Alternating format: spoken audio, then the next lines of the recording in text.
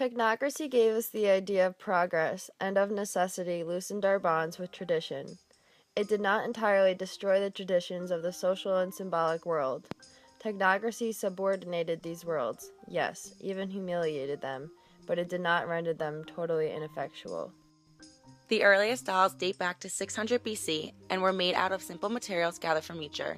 They were created for religious and magical purposes based on the cultural tradition that the dolls played a role in. An example are the dolls found in children's tombs for their afterlife.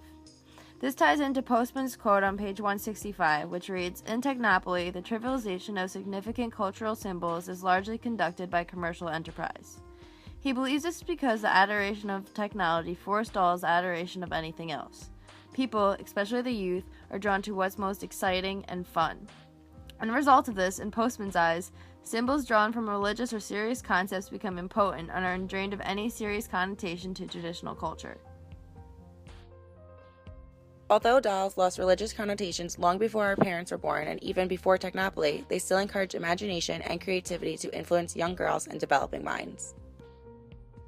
Pictured our dolls from when we were growing up. You can see that there's technological advancements that were neater in the 90s, of course. Although dolls lost religious context, they still didn't lose tradition to technology. You know, the traditions in America that dolls are for imagination and creativity for young girls. As Postman says, tools are not integrated into the culture, they attack the culture. They bid to become the culture. As a consequence, tradition, social moves, myths, politics, ritual, and religion have to fight. As you can see, there's been a total movement from the meaning behind dolls and the use of imagination to the need for technology to play with your dolls.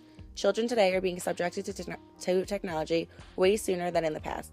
Think back to when you were young. Did you need technology to stimulate you, or were you content with your imaginary friends? The engine of technological progress worked most efficiently when people are conceived of not as children of God, but to even as citizens, but as consumers, that is to say, as markets.